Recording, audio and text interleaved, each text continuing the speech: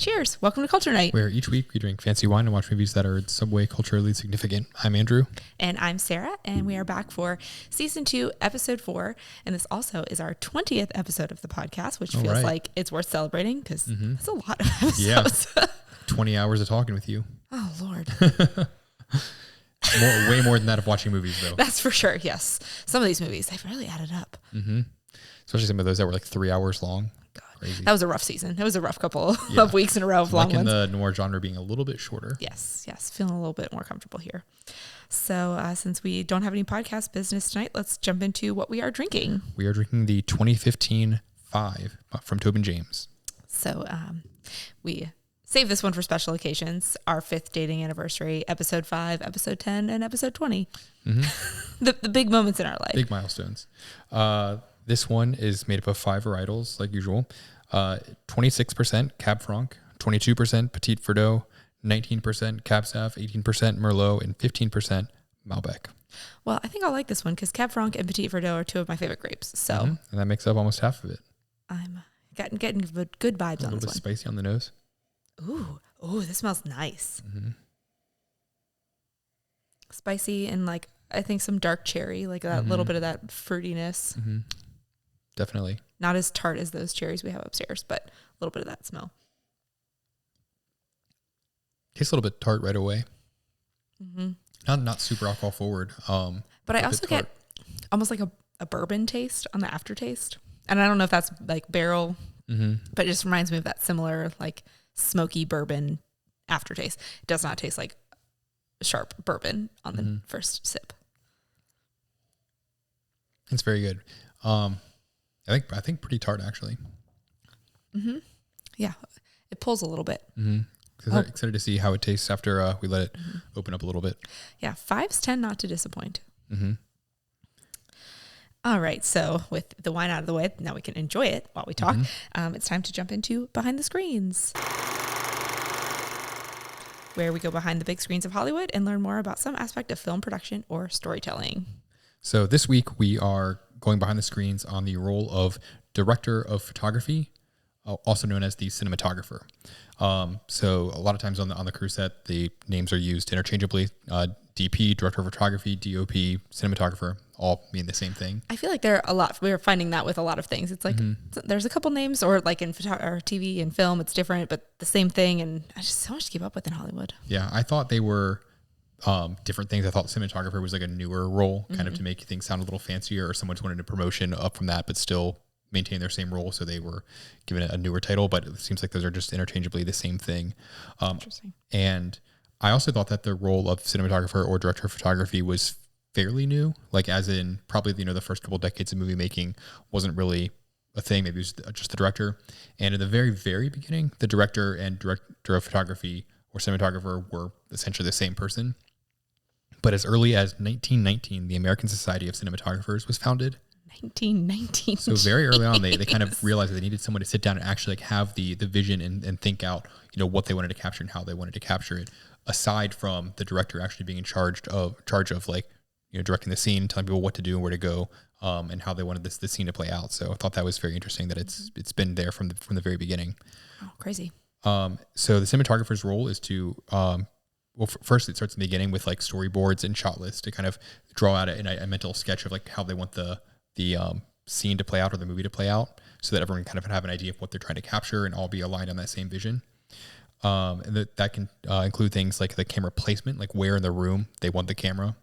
I feel like I would love that. I feel like that's so much of the art of a film is just like how there's almost like a story within a story of like, there's the script and then how you show it. Yeah. The angles and all that I think stuff. I couldn't, just from like scratch come up with that, but I feel like I've seen some scenes where maybe I could say, it should be shot a different way or slightly different way, or I would tweak this here. And I feel like I could look at some rough cuts of a movie and tweak some things. I couldn't walk straight into a scene and be like, okay, we're filming this and I want to have the camera here with this lens with all these things, because it takes things like the placement of the camera, like where it is, whether or not the camera is going to be static or moving, like following them along, or just like some shaking, like in some scenes where they're trying to portray that there's like an earthquake, or that they're on like a moving car or something, to try to get a little bit of that camera shake to show that, or that things are kind of rushed and it's hectic, so they're giving that movement there. Are they in charge of the drone shots? I would assume so. I think that's. I don't know. I mean, I feel like drone stops keep coming up. I think that's a relatively new part of it, but I think that they have to be. Yeah. For sure. Set the scene. The composition of the shot, meaning like where things are placed in there. If you maybe have a shot where it's just like one person and they're in the center, or you've got two people talking to each other, are they going to be like directly across from each other? Is one person going to be closer in the frame or farther away in the frame? And that can determine things like who seems like they are more in control in this scene, or are they on equal footing, or are they trying to show there's a big gap between these people by having them on opposite ends of a wide angle shot. What the size of the film they're going to use, and the aspect ratio to show like, is it going to be a really wide shot because this is going to be a lot of landscape shots. They want to show how vast something is, or do they want it to feel claustrophobic and have a much narrower field of view there? Focus pulling. So where they want the viewer's eyes to be drawn to by kind of having the focus shift and go for, okay, we want them here, but we want to really like focus in on this and having that slow focus pull of the camera. Because cameras nowadays can focus almost instantly. Mm-hmm. But to have that slower focus pull can really like gradually draw everyone's eyes to this one thing that they really want to highlight there. So it's so interesting to me. It is a wild job. And then obviously also lighting. You know, do they want it to feel kind of like dark and moody? Do they want it to feel bright so you can see everything? Do they want to intentionally hide things by making it look kind of dark? All of these things go into, you know, what they're seeing. And I just think it takes, you know, a real visionary to like really pull this off and have it come together because there's so many variables in there. Definitely. And nowadays, obviously, you have things like software, so you can kind of like use something to really like design a scene and see it in real time, or see like a rough sketch of it using that software. And it appears that nowadays the director of photography and cinematographer don't even need to be on the set all the time because they can use the software to really show exactly what they want to do. They can do a lot of this ahead of time, and they can get, you know, night leads and stuff that they don't necessarily always have to be on set for that. I just think I'd have a hard time giving up that control of being there and be like, no, you need to move it down this much and that'll change this. Or I mean, I'm sure, but I think that also in some movies like Forrest Gump, where we saw where they were having to film some of those scenes like really last minute and cram things in, they had multiple film crews, to have that ability to show someone who's halfway across the country exactly what you're seeing without having to overnight or mail like a bunch of drawings and sketches to say, hey, real time, here's what I want the scene to look like. And or send them film strips and be like, how did this turn out the way you wanted it to turn out? That I think that's really cool how software has really kind of helped with that. And then the last thing I was looking into was, so a lot of people will identify like a director that they really like Christopher Nolan with the Batman movies, for instance, or Steven Spielberg. And a lot of the movies that these big directors have a common look. And a lot of people attribute that look to that director. But a lot of times, or most of the time, it's actually the director of photography that's really doing that look or having that look. They're not usually as well known or has, you know, highly credited amongst everyone, even though their names are obviously in the credits. But they are the ones much more responsible for that look of that movie and having that be consistent across multiple movies by that director. A lot of times they'll team up several times on the same movie or type of movie to really pull off that look over and over again. But it's oftentimes attributed to the director, not the cinematographer. And so I'm feeling like that's how Film Noir must have come to be, is because of the director of photography. They came up with this look and started to make this consistent. I'll get into it in a second and slept on it, but I'm seeing some connections here. I just think that that's really cool. And I wish I had the creativity to do that, like from scratch and like really design some of these things. But I really do love when it comes together. And I'm noticing things more and more because I've looked into this kind of stuff in the past of the composition of a shot, showing like what they're trying to have, what sort of power dynamics they're trying to show in this, by having people like, you know, on even ground or one closer in focus or not, is really, really cool stuff that you don't always notice right away, but it definitely subconsciously affects how you view the scene. Definitely. That, again, something from doing this podcast and watching a movie every week. You also, because you've seen a lot of movies, so it's not like, oh, I'm watching a movie. This is just like, I'll just sit and pay attention to the story. Because we're watching so many movies. It's like, what's the bigger picture here? What's all the stuff that goes into making this movie? And I'm starting to notice things like that. Yeah. I'm also loving just kind of at least the first season, how we had so many different movies that we looked at that were very differently shot, that I'm noticing things as we're deep diving more into some of these film crew roles, of realizing like how that would have affected, for instance, like Forrest Gump, like we just talked about, and how those different things can come into play. Very, very interesting. Yeah. And what I'm really getting from this behind the screens thing is that like Netflix or Prime or somebody needs to do a documentary series of, like, and each episode follows a different person behind the screens. You can steal our name for a small sum. Email us at culturenightpod for we'll just take like $1 per viewing. For more information. But just something that I mean, almost like we watched that Frozen making of thing, and you took so much from that, and you watched the 1.5 hour long animated movie, but to see how many people and all the little stuff behind it, that to go follow different crew members and see what they do on a daily basis and for the whole film, I think would be super cool. I'm surprised, and maybe there is, I'm just like an idiot, and someone in the comments is going to be like, no, obviously, you've read about this show, but I'm surprised there's not like a The Office or Parks and Rec style like sitcom about like movie making. Where, like, each I guess season 30 Rock was like the TV show version of it. Yeah. Entourage was less about the film crew and more about just one of the main actors, but I did get to learn a lot about like some of the behind the scenes of movies getting made and going into production. But I love kind of like a one season show of like, or where each season they show like making of a different movie or something with maybe the same like crew set, just a bunch of like comedy and showing the kind of those things. I love that. Greg Daniels and Mike Schur, get the people from The Office. I think they could make an excellent. The next new NBC hit. Oh, I love it. All right. So on Peacock. Right.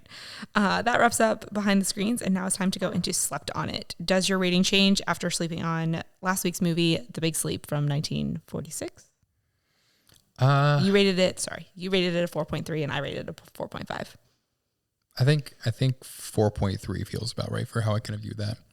Yeah. It's already fairly forgettable to me, and I don't know if I would like rewatch really any of it. I agree. It did redeem itself, maybe like a point or two, or a decimal point or two, after some of the fun facts that I will share in a minute during deep dives. Just like very interesting. But overall, yeah, it was all right. Not my favorite. So on that note, I feel like it had potential. I didn't love the story. It did. I'll come back to that in a second. I'm going to start with film noir. Okay. Going into is it a genre or is it a filmmaking style? So I think I read some stuff. I'm just going to give you my quick hot take on it. I think nowadays, looking back, I would consider it a genre in my extreme filmmaking or understanding and expertise that I have. I feel like it's more of a genre looking back on it. But I think at the time it was more of a filmmaking style. And some of the arguments for it being a filmmaking style versus a genre is that the film noirs are embrace a variety of genres, like the police style film versus gangsters, and like the romance, and some of them have like social problem issues as the root of it, that like there's a lot more styles or like genres. It depends on like how specific you want to go with genre, because you could say, crime is a genre, or like, thriller or horror are genres, or you could say like very specific things of like police detective crime movies, or like buddy cop comedies. Like you can get really specific with some of these things. I think it does lean more towards a genre because they have a bunch of those common characteristics that we've talked about. And I think people will obviously always have their opinions about it, but I think at the time it came in with a really unconventional visual style of the low lighting, and the the compositions of the shots and everything was something that was not as common at the time. So it was more of a style of how you shot your film versus like a genre in general. But I think it's evolved to become one in 2020s. And then my next deep dive, which I started last week, was I just looked into Humphrey Bogart a little bit, and I'm going to share just a couple fun facts about him because he's rather interesting. He was born on December 25th, 1899. Wow. And so he was the last Christmas of the 1800s. Exactly. And he died on January 14th, 1957. He was only 57 years old. But fun fact, apparently his birthday is disputed because Warner Brothers listed his birthday as January 23rd, 1900. And you want to know why? Because yeah. No, I'm okay. Don't tell me. Okay, next thing. No. No, I just think this is so funny, is that they didn't think that anyone would believe that a man born on Christmas would be that villainous because of all the gangster roles he was in. So they changed his birthday because he was born on Christmas. And they thought crazy. Because when he started out, most of his roles were as supporting characters in these gangster movies. And they just didn't think that, that man's born on Christmas, he couldn't be that mean. But never again, back to last week, there was no Wikipedia. How many people would really know that he was born on Christmas? Yeah. I guess they didn't want kids to think he was like Santa Claus or something, and then have this. But yeah, seems silly. I don't know. That does remind me though of the story of when Mount Everest was first measured for the first time. The actual height of it came out to be an even it was say 19,000 feet, like flat. That they published it as 19,001 feet because they figured if they just had it flat, everyone would think it was an estimate. So I mean, people say whatever they want. Be like, sometimes people just think that it's just too perfect. Crazy. Yeah. So he got his start in 1930 in Broadway shows, and then he was mostly in supporting roles in Hollywood once he made it to the big screen. But his first breakout role as the main actor was in High Sierra in 1941, and then because The Maltese Falcon came out that same year, that kind of really pushed him to the top of the fame ladder. Interesting. I was wondering where he was in his career with those movies. Yeah. So it's kind of in the middle, but that was his first I'm the main man. He was also one of the original founding members of the Rat Pack. And if you don't know what the Rat Pack is, it's a group of Hollywood A-list stars from the 40s and 50s that included Frank Sinatra, Mickey Rooney, and Nat King Cole. Not to be confused with the Brat Pack. Yes. Very different. Very different. Very, very different. And then he died of esophageal cancer because he was a longtime smoker and drinker, and he had surgery to try to remove the cancer. I mean, I think it came on pretty fast because he was, I think, in pre-production for something, and he just was like, I can't do this. I'm too sick. And he actually ended up being only 80 pounds when he died. Whoa. So, I mean, I imagine esophageal cancer would really limit your ability to eat and drink. And yeah, if he was that frail, I'm sure if anyone came to visit him, they'd be like, yeah, you can't go on set today. Yeah. You're missing a couple 100 pounds or 100 pounds or so. There's a lot more to unpack for him, but those were just some of the interesting things that I found about him. And then I know we're going a little long, but I just have a couple interesting fun facts that I found about The Big Sleep that I would like to share from last week's episode. So I was looking up something about the movie, and this one website described it as the story is all about how these two navigate the seedier side of LA in the 1930s. And when I think of this movie, though, it was so suburban set to me, and I don't really remember much of the city and also what I think of LA today. I was just wouldn't really call that. I don't know how I feel about that. Yeah.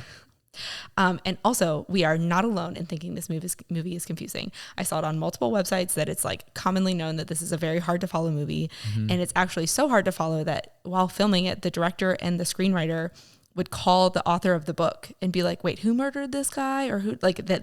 I mean, the guy who wrote the screenplay. Imagine it with one of those bulletin boards with the strings, everything, trying to solve the crime themselves to film it. Yeah. So it's notoriously confusing. We are just, it's not like we weren't paying attention or anything. I thought maybe we were just we didn't have a big sleep during the movie. Yeah. It was just hard to follow. And then also on those same lines, they actually ended up re-editing the movie because the girl who played the younger sister was too sensual. She was overshadowing the older sister, who was supposed to be the leading lady. So they reshot it, but they actually showed the first edit. This also goes back to something we've talked about, to the troops overseas. So there are a bunch of troops overseas in 1945 that saw the original version, and then the masses, the masses saw the edited version that kind of has Bacall more in the spotlight for her. Interesting. But then on that same note, because they showed them in 1945, this movie was actually shot in 1944, even though it didn't come out till 46. And that also explains why the cab driver was a woman, because all the men were overseas fighting. And so she was that was just displaying the times, which I thought was interesting because we loved her so much. We thought she was hilarious, but it was because the men were overseas fighting. See, and I just thought they were progressive. Right? I know, I thought that was weird too when you got in. I was like, there's a woman, but it was the war. And then the last thing is I found a lot of this while I was looking for the license registration that was in the car. I could not find an actual date of when things changed or when it used to be, but people were like, oh, remember when you used to have your registration flipped out? And supposedly it used to have to be visible at all times. And then to combat the bad guys, they changed it so that it would flip out. So they had these spring loading holders that would pop your registration out. And then eventually they invented clips for the visor. And then now everybody just keeps it in their gloves box. But it did used to, for everybody, just be stuck right down there. Crazy. So I just assumed that was replaced by license plates and being a little more anonymous of who owns this car, not really as clear there. But I guess that it makes sense that ties more to the registration, not necessarily the license plate. So anyways, those were my fun facts from The Big Sleep. I almost feel like deep dives need to go into fun facts because I feel like some of that behind the scenes stuff is a lot more interesting than just looking into certain stuff. True. All right. And so now, with that part being over, let's jump into what are we watching tonight? We are watching Wonder Man from 1945. It is not rated, just like the rest. Again, predates the MPAA movie ratings. But now let's jump quickly into our time machine and set the stage by reviewing the top 3 movies and songs of that year. So the top 3 movies of 1945 were The Bells of St. Mary's, grossing $21 million, Mom and Dad, grossing $16 million, and Leave Her to Heaven, grossing $13.8 million. So I guess this movie was not in the top 3 that year. It was not. And also remember, facts and figures from the 1940s are hard to find. So take each of these with a grain of salt. Who knows how close to accurate those are. And the top 3 songs that year being Rum and Coca-Cola by the Andrews Sisters, Sentimental Journey by Les Brown, and Till the End of Time by Perry Como. So another Perry Como song in the top. He was in one of them in the last couple of weeks. But sure. I don't know if I'm familiar with any of those songs. I'm not familiar with any. But if you were in 1945, you remember those as being on the radio nonstop. I'm sure. Have you seen this movie before? Absolutely not. And what do you know about it? Not a single thing. I know it's not a true film noir movie. It's supposedly You know more about it than I do, so I'm letting you. It's supposedly the first intentional parody of a film noir movie. Which I find is interesting because it came out in 1945, and the genre is disputed between 1940 and 1941. Yeah, pretty early on in the whole film noir thing, I guess. But I guess it really we're going to see probably a lot more similarities in this movie, I would assume, with the more modern film noir kind of like parodies. This is probably kind of like really hyperbolized a lot of the various funny things that we associate with. Yeah, is that the word? Caricaturized some of the film noir things we've seen. And it also stars Danny Kaye. Which I did know that, and I am very excited because I love him. And I've only seen him in White Christmas, but I'm very excited to see him in something else like this. Me too. So, all right. With that, let's jump into Wonder Man.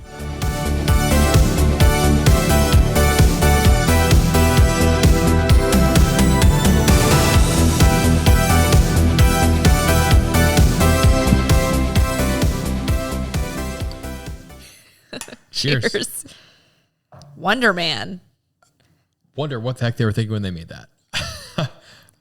Let's talk about the wine and then we'll get into it. Wine first. Right. Wine scale is 0 to 10. All these wines that we drink are very good wines. So 0 or low score does not necessarily mean that it is a bad wine. All of these wines are very good.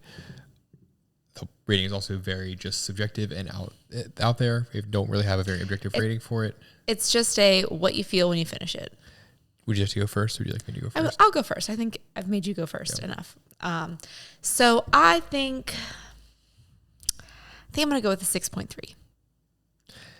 I'm going to go with an 8.1, being that I like it better than the wine I drank last week, and I gave that an 8.0. Okay, that's a valid number. I've really liked the last 2 weeks. I feel like they've been very good wines. They've been really solid wines. I think I got a lot of pear flavor as it opened up. The tartness kind of subsided. You forgot to remind me to taste it after you said it, and I had an empty glass, and then by the time... Forgot to remind you to taste the wine. That's my bad. I should have known. You forgot to remind me to think about pear as I was tasting it. We took a little break between refills, and I forgot about that. But, I mean, I think overall it was lovely. I enjoyed every sip of it. I don't know that it's super going to stand out crazy to me. I did like it better than last week, but I also really liked last week too. I think I'll remember this one more. I liked it. It's a lot better than the black box. The black box is bad. I was waiting for your black reaction after taking that sip. But definitely a bit of a jump down there. It's just different. We love you, black box. You're right. Now for the movie rating out of 10. Would you like me to also go first, or are you ready? Are you ready to go? I'll let you go first again because I feel like I have gone first. All right, I'm gonna give it a 6.1. I'm gonna give it a 2.5. Really? And the only reason it got... That is the lowest score you've given to date. The only reason it got any points, really, is just because of some of the funny quotes that I like. I thought it was hilarious. I loved it. I did not enjoy it. I just kind of wanted it to be over. Maybe if I wasn't viewing it from the lens of it being a noir parody, maybe I would have enjoyed it better. But from what I was expecting, what I went into it, I just didn't like it. Oh, I loved it. Yeah. Let's go on to the movie description though. Yes, we'll let you go ahead. So Danny Kaye plays a stage performer who is the witness of a crime and gets murdered for it by the underlings of the murderer that he witnessed. His twin brother is tasked by his ghost, everyone played by Danny Kaye, to avenge his murder, and a bunch of odd antics ensue as he takes on his body and whatnot. All right. Very odd. The TV description: after being murdered by gangsters, an exuberant nightclub entertainer returns as a ghost to persuade his meek twin brother to help bring his killers to justice. Yeah, it just... For those of you that can't see the look of pure... Well, the very next question, I was making sure it was the next question, is, was the movie what you expected? No. Absolutely not. For those of you that can't see the look of just I should have known it being Danny he's Kaye just shock on his face. To expect a whole lot of oddness and just over the topness, but it still was not at all what I expected. I really was hoping that Danny Kaye would put on his best I'm a private detective, hat on, and just really try to play into what we think of as the noir film of today, and this was not that. Yes. I mean, you did the research to find this film in the first place, so you probably knew Most minimal of research, mildly more than me. In that I scrolled down to the Wikipedia article to the parodies of noir films. Let me just quick say, I did really like this movie description, the one that was on the TV. I think it was very succinct, very accurate, didn't give too much away. Yes, this movie, we streamed it on Amazon Prime for those who want to so far view it. The Amazon Prime movie descriptions have been very succinct and very excellent. 10 out of 10 Amazon Prime, whoever writes those for you. I love it. Not sponsored by Amazon Prime, but it was on that. If you're looking to watch this, yes. I recommend it. How well did it age? I would say... Oh, do you want to go first? I mean, I think it aged okay. The storyline itself could be made today. It's not like it's relying on technology or anything like that. Yes, there's the ghost and the supernatural thing, but what isn't being made in 2023? I think the graphics and everything would be a lot better now. I feel like that whole first, whatever the heck that opening dance thing was, did not age well. There would be a lot less musical. That felt very weird and racist in a way. Oh, I definitely had a mental note of it being very racist. Yeah, that I think some of those things didn't age. That's true. Age very well. And that was in the first 5 minutes. People just there were several other 5 minute long plus dance numbers since then that I forgot about that one. But yeah, I would say it didn't age great. The special effects though were better than I thought. Yeah, I was kind of impressed. I did not think they had the technology to do a lot of those scenes of him being on the screen at the same time and also going through objects and whatnot. I know that there's a lot of camera trickery to do that. That doesn't necessarily need technology that we would use. We would use all sorts of special effects in post today, but I get that they had those things. I still just did not realize that they had it at that time. Could this movie be made today? Is that the next one? I would say probably not. Just in the fact that I don't think this kind of style of movie with all the dancing and whatnot. The musicals, not so much. And that was a huge chunk of the movie. Well, that was just Danny Kaye, and he's been dead for 30 plus years. So if you put another actor in there, it'd be a different style of movie. I just feel like it'd be a very different movie if you erased all of what Danny Kaye's impact on the movie was. Yeah. I feel like these could be made today. How well did it age? I always have a hard time answering them because I don't.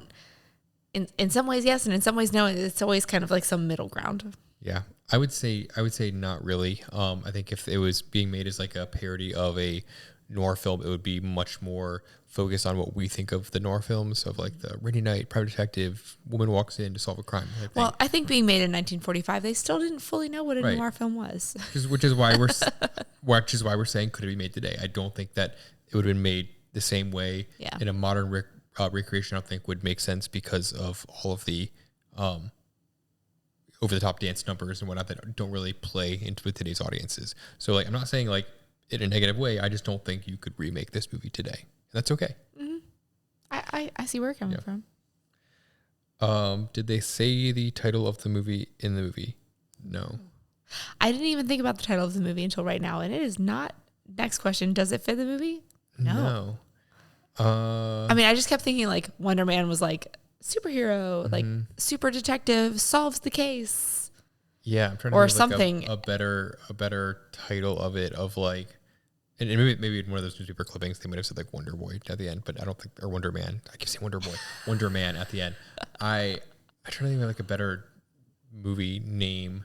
And like obviously Ghost is already taken. It wouldn't make sense as much. I mean, this would have predated Ghost by 40 years. Yeah. I don't know.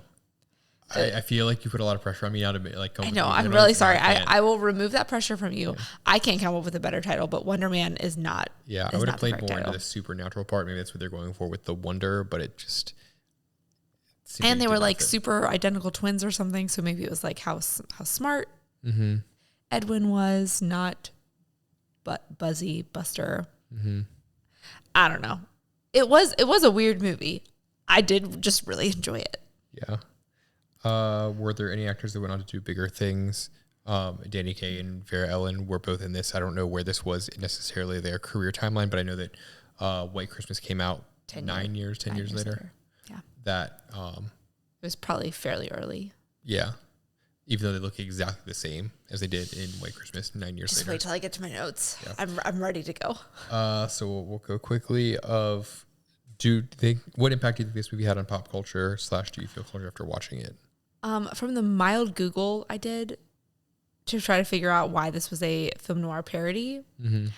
Mostly when the credits started and it was in color and I was confused. That's when I started this.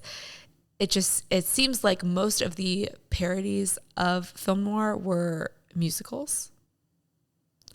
And like they had some of the elements, but it was not the style as much as far as like the lighting that we were talking about in the before show of like it being the lighting and the camera angles and that like dramatic sense. It was more of a like very over the top musical take on what these crime drama, what they were called in the day, the melodramas were at the time. Mm-hmm. So I think that this was like the beginning of that. This is the one that was mentioned in the article that I read. What was that Christmas movie that came out, I think this last year, with Ryan Reynolds and Will Ferrell? Oh, yes. Not Scrooge. That's the Bill Murray one. I'm going to do a quick Google search while you talk about it. I feel like that caricature of Christmas Carol is kind of what this was, I guess, to the film noir movies then, where it was like, we're going to go over the top and make this into a musical that was not at all meant to be a musical. Spirited. I want to say Enchanted. Spirited makes... that's why I said Scrooge, because I knew it started with an S. I feel like that's kind of where I see the parallels. And that's where I see like maybe some of the cultural influence, but I don't know if that is directly itself influenced it, but I kind of see that part of it. I don't know how cultured I feel after watching it any more than I would feel cultured after watching White Christmas. That felt like a very like similar style of it. I feel slightly cultured. I mean, I think watching any movie before like 1980 feels like I'm culturing myself to some extent because this is what Hollywood was making and this is what people wanted. And according to the quick article I read on the parodies of the film noir, they were making this because the film noir was so popular that this is like, part of that hype that I feel like a little bit of culture. Plus, I just really, really love Danny Kaye. Like, love him. Yeah, I just wish this was... I think this was just the version that we watched that had been colorized. Yeah. I assume it wasn't in color in originally. And I would have felt more cultured actually having watched it in black and white. Because there's something about like black and white movies, the old ones, that like really make you feel like you're watching something that's like a cultural... Yeah, we'll have to check on the colorizedness, whether it was shot in color or not. I thought about looking to see if we could like opt in or out of that on Amazon, but it didn't seem worth it. But yeah, anything else before we go into notes? I don't think so. I'm ready to talk about it. Do you want to go first or do you want me to go first? I don't remember who went first last week. I think you went first last week. Do you think you... I'm usually pretty good about remembering. I thought I was the even numbered episodes, but... Okay, you want to go first then? I mean, I really do because I really liked this movie. Well, my first note is there was another street sign transition. I think my first, like I was like the beginning of the movie, I was like, it's in color. Oh, but there's the detective door like a shot. And then there's these street signs transitions that we saw last week. And it was like so focused on all of those things of trying to like make it into a film noir. So, you know, like that was like such a focus for me, is that they were like, oh, like we're on 52nd Street and whatever the actual street sign was. But that was apparently something that was common in Hollywood in the 1940s. My next note is I love Danny Kaye. I love him so much. I mean, I love White Christmas, and he is hands down my favorite character because of his comedy and like his physical comedy and like how he is. Look at my first note, top note. I know Danny Kaye within 3 minutes. I think if I was around Danny Kaye, like I get it, he's a funny guy, and like he's very good at his expressions. I think if I were around him for 3 minutes, I would just strangle him. There's just so much going on there where I'm like, I don't think he's capable of stopping ever. I think that like what you see in the movies, I think it was just him unhinged. They just let him go, and that's him in his purest form. And I don't know if I could like be around someone like that. I don't think you're wrong on anything you just said. In person, he would probably be a lot. I also think that that's just how he is. I think he probably views this movie as his complete masterpiece because he got to play two people. Like he had to play two roles. He had to be so like different things, but also the same at the same time. And just like, I think this was like the highlight of his entire life. I will say it was hard for me to see him as Edwin, like the meek brother, because I just see him as that like over the top like physical comedy kind of guy that was weird for me at first. They started to blur the lines a little bit towards the end. Obviously, he was like becoming more like his brother or whatever. But yeah, there's some times where I'm like, I'm not sure if he's supposed to be acting as Edwin or Buzzy. But I love him. I think he's hilarious. I love his comedy. It would probably not play well currently, but like appreciating it in its time, I love him. In case you can't tell, I'm a big White Christmas girl. It has been deep in my soul since like probably only early 2000 is when I first watched it with my mom. It's like a deep Christmas tradition in my house. But he's so funny in that movie, and just. But at the same time, you also fast forward through most of the musical numbers. I'm getting there. I'm getting there. Okay. I'm getting there. Anyways, my next note, I wrote it and then hoping that you wouldn't see it, and then you did end up Googling it later, that Mitch is Vera Ellen also from White Christmas. From the first second she spoke, I was like, that is like White something Christmas. Around her neck. Oh, I guess she did, didn't she? I feel like, you know that scary stories the green in the ribbon? dark? Yeah. I guarantee in a dark room? I guarantee you, if you took that ribbon off, her head would fall off. 100%. I feel like we did see a little bit more exposed skin in this one. But you don't need much to have it just be completely severed. I guarantee you. Every time you will ever see her in any picture, everywhere, she always has something around her neck like that. It's because her head is not connected to her body. I will pay more attention to that going forward when we watch White Christmas this winter. Yes. Yeah. I love her. Her voice is super distinct for me. Like the second she started talking, I was like, that is very clearly, God, I can't even remember her name from White Christmas. I don't know. She's Vera Ellen. It'll come to me. I know she's just Vera Ellen to me.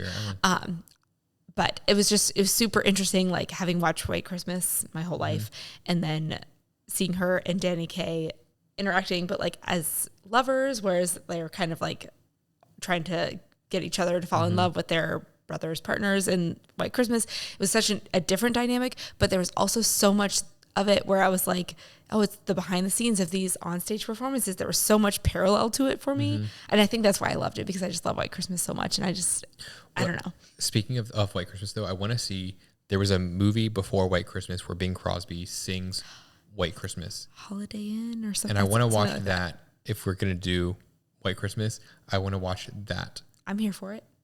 Just because I want to see like him in a different setting, but similar setting, because we've just kind of seen Danny Kaye and Vera Ellen in a similar but different setting.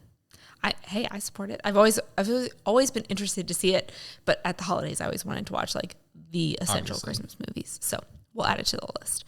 So anyways, I was just loving all of it. It super nostalgic vibes of the White Christmas for me. So I was super happy. When they pushed Danny Kaye after they murdered him, or I'm sorry, Buster, Buzzy, Baloo. All the different names that he had was hard to track at first. But when they pushed him over the bridge in Prospect Park and then he fell into the pool and it was like this underwater shot, I was not prepared for underwater shot. It seemed like a little bit. I don't think I noticed the underwater shot. Yeah, it was like, I mean, they were very clearly in the pool or whatever it was that was not a lake in Prospect Park. Blue and clear bottom, like white bottom. Very terrible. I imagine like in grainy black and white, it looks much more realistic, but not in whatever version we watched. It was not great, but they push him over and then he submerges underwater and there's a camera underwater. And I don't think they had waterproof cameras in 1945, but it caught my attention enough to be like, that's. But can we talk about how they went into all that effort? And they also had all the special effects of having him walk through walls and objects and whatnot, all the be on the screen at the same time, twice. But he was shot with a gun several times, and there was like no blood at all. Yeah. They couldn't get some like ketchup to put on his shirt or something to like look like blood. That was kind of weird to me. They didn't want to ruin his Tails tuxedo. It's not they had to worry about it being like PG-13 or something. There were no ratings. There were no rules in 1945. You can show some blood. It's fine. That is true. I mean, I noticed it at the time too, but shot him. He is the eternal Danny Kaye. He can't die. Just makes him stronger. And then I also thought it was interesting that at one point Danny Kaye says like, oh, like spit in his eye or spit in her eye. And I was like, I've heard that quote before. And it was because Bing Crosby says it in White Christmas. If a building's about to collapse on you and someone's going to save you, just stop what you're doing and spit in your eye or spit in his eye. Or like, it's like, it was almost the same quote that I was like, I've heard this in the same context. What a pull, man. Yeah. I mean, I've seen White Christmas several times. I do not remember that line. Oh, I told you, it's deep in my core. Although I can't remember Vera Ellen's name in the movie. It'll come to me later. The girls always can. Yeah. Doesn't come to me. I just know them as Vera Ellen and Rosemary Clooney. Yeah. I know their actor names. Danny Kaye and Bing Crosby. I could not tell you any of their characters' names. And I think it's because I spend so much of the movie like quoting it that I don't even like really think about what the characters' names are. I'm just like in the background like, oh. Anyways, spit in your eye. And then so again, back to White Christmas, because this whole movie, I'm just going to talk about White Christmas and my love of it. So the first time I ever watched it was with my mom. We were making Christmas cookies, and that kind of became our tradition. We would watch White Christmas and bake Christmas cookies every year. And we watched it on VHS, classic.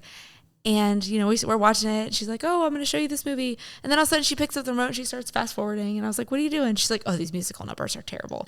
And not all of them, the ones that I feel like I'm dressed in like the choreography, like get up. I mean, I guess we both are. We both are. Oh my gosh. We could just jump right in. Choreography. Yeah. So there's two specific musical numbers in White Christmas that we always fast forward through. And so as we're watching this, I was like, okay, yeah, like I get why we fast forward through these. And I mean, I have watched them all the way through at some point, and I've seen the whole of White Christmas without fast forwarding, but it was just so much of the same vibe. These very like out there, unrelated to the plot of the movie musical numbers, which supposedly this is what Danny Kaye is known for.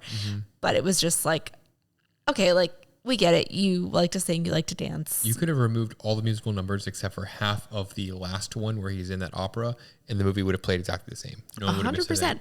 And same thing about White Christmas. This movie could have been like 45 minutes. Yeah. White Christmas is a Christmas movie. And then there's several musical numbers that have nothing to do with Christmas. And they're like 4 to 5 minutes long, and I just don't understand. So I just very much, I knew we needed to watch the whole movie for the podcast, but I was just kind of like, can we just fast forward through this? So I want to skip to one of my notes where I think that Danny Kaye was born in the wrong decade. I think that he would thrive in more of like today's, like in the past, like, 15 years or so of having a show where each week he gets to do his own random skits of all these weird things. And then halfway through or a couple times throughout the episode gets to do a musical number and play all these things. And it's just like once a week, it's like some of these things he did, like, White Christmas being kind of like, it's kind of a classic, but still having a whole bunch of those musical numbers in there. I think a lot of the movies he did would have been much better as like a 20-minute skit. And then if he just really needs to get that musical number out, just do it as like the intermission between some like skits on his show and play several of those. And he would have felt much more fulfilled, not had to make all these weird movies with all these weird musical intermissions in the middle of it. Yeah. They don't hit for me. Maybe it was a sign of the times or something that people enjoyed more in the 40s, 50s, but they're not for me. I just imagined him like in like a Key and Peele or like more of a Chappelle show type thing of like a bunch of random skits, and then like you get in the middle of it just a bunch of like almost SNL. Instead of the musical guest, he's always the musical guest for all of his skits. And he'd be so happy. I do love to think about what that would look like. But I was going to say something. I did think during the movie several times, like, I wonder how his type of comedy would translate in not even necessarily today, but even like the like 90s, early 90s, late 80s. I want to say he died in like 87. That like if he'd still been like, you know, in his prime in the late 80s and early 90s, like would that have been as popular, or was this just like a very 40s the next like Dick Van Dyke and just like still living forever? today. Oh, I wish. We would be but so lucky. I can see so much of him in Jim Carrey and Robin Williams. Yes. I feel especially the like the way he moves his body and his like physical comedy. And just like randomly going into a whole bunch of like weird sounds and like face and stuff like that. I see so much of that in both Robin Williams and Jim Carrey. Yeah. Especially Jim Carrey, but a lot of Robin Williams as well. Oh wow. 100%. That's the more of how I feel cultured is having watched this. I see that in some of the more modern, like really over the top. I don't even know what you call them. Not like, I feel like physical actors is more like what I think of with like David Schwimmer, like Ross, like, you know, falling down, like getting. But I feel like these actors were more like physical and like just the way they like contorted their bodies and the expressions and like the weird sounds they did. It would be interesting to see if Jim Carrey or Robin Williams have ever been quoted as pulling him as some inspiration. If they didn't, I feel like they're lying. There's like copyright claims there. All right. I didn't really take a whole lot of notes because I was actually very much enjoying this movie. It was like a weird idea of a story, but it's also very like Parent Trap, Freaky Friday, like that kind of storyline that I've seen it before. It didn't seem that weird because it was something that's been done a couple times. But like those two plus a ghost plus like yes. Some crime drama all combined into one. Yeah. I mean, it was obviously a little silly, but I knew it was supposed to be like a parody of something, and I laughed a lot. I thought it was very funny. My last note, though, is at the very end when Danny Kaye and not Vera Ellen, whoever played Ellen. Virginia Mayo, I think is what that said. When they were in their room, like talking to each other, they just had these very elaborate robes, and and I was like, they're getting ready to go to bed. Are you gonna like sweat to death in that outfit? Danny Kaye's was, pulling a Vera Ellen was like up to his chin and his full robe, and she was also like very over the top in her outfit that I don't know. Their loungewear in the 40s, not comfortable.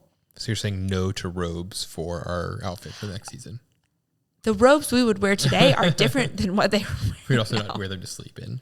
Exactly. So anyways, I thought it was hilarious. I loved it. I enjoyed it. The musical numbers were long, but like, I thought it was good. And now I can't wait to hear what you say. I'm going to turn this off so I can't even sneak peek, and I want to hear what you have to say. I would say liked it with like a lot of asterisks. So we already got over my first couple notes of I would kill Danny Kaye within 3 minutes. The first song was extremely racist and just weird of like it was cringy. Showing island culture, but like talked about the 3 shots with no blood. I liked the part where the librarian was like, he's writing the outline of like human, like whatever. Yeah, human like, knowledge. Implying that he was like writing it down to everything everyone ever knew. And I'm like, so he wrote Wikipedia. Again, Wikipedia should sponsor us. It just keeps coming back. First draft of Wikipedia. I thought that the deli worker, I inspired the soup Nazi from Seinfeld of like the no bologna for you, because the guy was like not ordering right and got impatient and like threw him out. It's very much like what the soup Nazi episode of Seinfeld was all about. We talked about the river that he got thrown into was very realistic. It looked like a pool on a set of a movie. Looked about as realistic, super fake. Like as much like a river as the lazy river at Water Country. Just but I did think otherwise the special effects were very impressive with like walking through the objects and the being on the screen even twice. Like Danny Kaye, when he was the like spinning thing that came out of the river. And it's only because it would not be impressive in 2023. But watching it being like, this was made in 1945 and they have this spinning thing coming out of a river. And then all of a sudden it's so Danny much Kaye. of what they had to work with was basically just glass and mirrors to make those effects. I'm impressed. I did think also that Danny Kaye did a really good job though, from what I've seen of a lot of like movies or even just YouTube videos where people like double themselves on the screen of like making eye contact almost with his counterpart and like looking exactly where that thing was. I feel like some people just get really lazy and they look not where they were going to have their edited in counterpart. Yeah, I was definitely paying attention to it after the first like couple scenes. I was still getting over the fact that that was the actual plot. Is that the Brooklyn Bridge? It is. On our screensaver. On our Chromecast. That I did start paying attention to it, and I feel like I've seen better, but like it was for being 1945. I thought it did very good job. It was pretty good. The "Have you tried Wheaties" line? I thought he was going to spit wine everywhere. I mean, I had also just taken a sip of wine, but I mean, I thought he was truly going to just like completely red stain our whole house. It was like this musical number of like how to like, I guess, win over your man or something like that. It's like, have you tried this? Have you tried that? And it's just, have you tried Wheaties?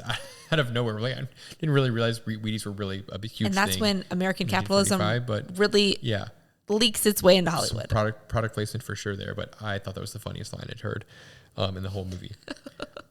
The counterpart, not the counterpart, the henchman, one of the guys having an earpiece, which I was like, was that a thing in 1945? Like, where would that wire be going to? Do you have a gigantic like car battery on your pocket or something to have some sort of like sound recorder? I think it was because he was deaf. It was like a hearing aid. It's just I thought it was trying to act like a secret. Well, they kept being like, he kept being like, what? Like he couldn't hear. I thought it was a hearing aid. Oh, I thought he was, in the beginning they were implying that it was like he was some sort of like secret agent or something like that. Like trying. I think maybe he was playing it off as that, but then it kept like referencing back to like some kind of hearing deficit. Maybe. I still think either way, the technology, I was surprised they had that in 1945. Also agreed. I thought the women got very up in arms about like being stood up one time, or there being like him being late like one time or something. You're in 1945. What's he gonna do? Text you? I mean, I think it was the joke that he was late all the time because he was late when he like in his first scene he was late there. But then also the and librarian. Then, like there was lots of jokes. I guess she was kind of concerned because he went to the deli and then at nighttime and didn't come back. I just am getting flashbacks to was the Big Sleeper Maltese? It was Maltese Falcon, where the woman supposedly waited 3 days at the market for someone. I'm like, you're worried because this guy was like a couple hours late one time. Seems like a bit much. When back in 1945, how else are you going to get in contact with someone if something came up or you got lost or something? Yeah. I thought Midge moved on real quick once she got stood up at her wedding. It was like, hey, you want to get married? I would have thought it was weird if I hadn't caught that. After he proposed, Monty or whoever the guy was hadn't said like, well, if he leaves you, like, I'm here for you. I think they definitely had some kind of side fling. He definitely wanted her for sure. But also I'm pretty sure he was like 15 plus years older than Vera Ellen, the actor, because he looked a lot older than her. But there was some like, there was allusions to some kind of side fling there. But I also thought like, oh, he didn't come up. Like, let's just find a place. And also Danny Kaye proposed, and they were like, we're getting married tomorrow. It's just like a real quick turnaround on all these things. I mean, maybe that was like more common at the time, especially like post-war, being like, we're all going to get married and whatever. And it felt risky that we waited 9 months between getting, or was like, oh my, not risky, scandalous. Like, oh man, we're getting married in less than a year after we got engaged. But like, if it was exactly 9 months, you would have been much more concerned. It's a very specific number. It was 8 to 9 months. I don't remember the exact, but like, yeah. If like we'd been like, oh, we're getting married tomorrow, people would have been like, ugh. So hair moving quick though reminds me of my great grandmother told me a story one time where she was going to get married to a man, and he got like killed in like a railroad accident, like got run over by a train or something like that. And so like a month later, married the original guy's best friend, and that's my great grandfather. Just well, like I mean, moved thank God on for trains that just real like quick. I wouldn't be here if like that train didn't come. But also, I'm like, you moved on real quick from that, Nan. Yikes! It's a different time. We live in a different time now. He was like, well, I was gonna marry him, but like train came through, so Europe. Like, I really wow. hope she told it like that. Is that how she told it to you? It was a long time ago, and that's basically how it was. We're just like, well, so then I married his best friend, who happened to be Pawpaw. I'm like, well, wow, all right. So, That's a lot to take in. How old were you when you heard that story? Like 8, 7. Oh my gosh, your poor little baby brain. Yeah, just like, okay. Thank God. Guess that's how things work. Nice. On to the next one. There were a couple of good lines in this movie. Obviously, we talked about "Have you tried Wheaties?" line, but I also liked one of the outbursts that someone had in the movie where they just said, "Holy jumping Republicans!" It's just like such a thing to say. Yeah, we both had a good laugh about that. There were a bunch of references to like Democrats, Republicans paying taxes. It felt very much like a politically charged like time period. Yeah, I mean, it just felt very like aggressive to like specifically call out, because I feel like people are very opinionated now, but they kind of are a little bit more subtle about how they put their opinions out without being like, we're the Republican Party, the Democratic Party. That this was just very much like, but I voted Democrat, or jumping Republicans. Very, very odd. I almost expected them to like call it like the Whigs or the Federalists or something. So the murderer's name was 10 grand. Dope nickname. Well, sure, but that's equivalent to $168,000 today. I think that's a bit little. Like, I would expect it to be the equivalent of like $1 million bucks. Like maybe call them like 100 grand. Well, yeah, I mean, Unless disregarding the actual value of that, 10 grand Jackson just has a good flow to it. Sure, but I just kind of want to know the significance of why it was called 10 grand. But also, again, thank you for being our... I hear numbers, currency, and I just want to know how much. Can you tell whose brain is who and how we think differently? So we talked about the Jim Carrey part and talked about the him being born in the wrong decade. But the last note I have is those two guys. So we talked about the Bulk and Skull part. It all trophy comes called back. Those two guys. The henchman, the guy, the taller, dumb one with the earpiece, and the shorter, fat one who's like the one always mad at him. Those two guys. How did I not think Bulk about and this? freaking Skull in 1945. They're back. But Isn't that it's crazy? still the Bulk and Skull. Yeah, always be Bulk and Skull to me. Even though we have a 1945 reference. But I just love when that pops up. I hate that I didn't even think about that. You are so right. That's amazing. It's a thing. So now get your phone back out, because now we also need to go back into our checklist of welcome to this next edition of How Noir You Are. Thank you for remembering to bring it back and for giving us that intro. We need some kind of sound to go with that, and I don't know what that's. Some like game show sound. How Noir You Are. I mean, I was honestly, when I hear you say it, I hear like almost like bluegrass. Like, see, I feel like I'm keying in on SNL, and like this is the new game show. How Noir You Are. That's also great. We'll see if we can come up with something for next week. All right. So our Film Noir checklist, again, I found this list from Todd at the blog, The Cinema Monolith. Oh, Todd. And I'm sorry, I'm still laughing at your intro. I'll get it together. Okay. So check them off with me. Made in the classic noir period, 1940 to 1958. Yes. Black and white. Yeah. No. No. We watched it. No. Yes, it was in color. Short and square. We'll give him a half point because it was square. It was not short. 1.5. It was, and square is defined as under 100 minutes, and this was 108 minutes. 8, okay. I feel like is a little too much over than 101. Okay. Made and set in the U.S. 2.5. Yes. Crime, murder, guns. Yes. 3.5. Double crosses, flashbacks, and voiceover narration. No. I guess not. Dangerous Babes. No. There was no. No, we're at 3.5. Bad lady. Riding the Rails. No Trains. 3.5. From Dusk Till Dawn. I mean, they were at the nightclub, the Pelican Club. And he was late because he was whatever. So 4.5. Ends on a sour note. No, it's fine. Yeah. 4.5. I was I was definitely expecting like 4 or under. So the fact that it's 4.5 is more than anything. But Wonder Man, that's how noir you are. Oh, I'm going to clip there. That's how noir you are. Oh, man. I'm glad we're really leaning into this because it's so great. Great game show. It is so great. So that was Wonder Man. I still keep wanting to say Wonder Boy. I don't know why. Is it because you called Frankie Wonder Boy before? Or is it just you thought that was the name of... I keep thinking Wonder Boy, Wonder Bread, Wonder Man. Just still, it just doesn't fit. I'm glad I'm here to keep you in line. Yeah. I thought it was great. It was not a film noir, but I enjoyed the movie. Yeah, I'm probably not going to rewatch it. I will quote a couple of things on there, especially the potato salad part every time we eat potato salad from now on. I know. I was, every time, because not that we eat potato salad every day. Potato salad.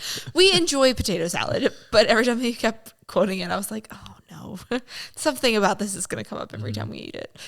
But I thought it was good, and I'm excited to see it. Next week is going to bring another twist in the film noir genre. A bit different, but I'm excited for it. Even more different than this week was than last week. It's all a thing. We've got plans. We've got ideas, and we're still looking for suggestions. But yes, we had to have plans for another couple episodes for this. Yes, and we are also hoping to announce our season 3 genre theme, whatever, next week. So stay tuned to figure out what we're watching in season 3. And if you are enjoying the podcast, you can give us a like and subscribe, rate, follow, review. I don't think we should do it next week, but the week after, because you still have at least 2 more. Yeah, I was just giving people the time to give us suggestions. Okay. I want to announce it next week so that people can give us movie suggestions for the genre.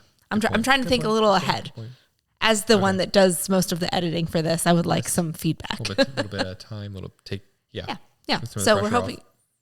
Anyways, if you are enjoying the podcast, if you could like, subscribe, rate, review, comment, follow, all the things on all the places. Ring that notification bell. Yes, we are on YouTube. We are on Spotify, Apple Podcasts, Pocket Casts, iHeartRadio, all the places. Instagram at Culture Night Pod, Twitter at Culture Night Pod. If you have any other feedback, you can always email us at culturenightpod@gmail.com. That's all of our stuff. And until next week, we'll catch you next time. Peace.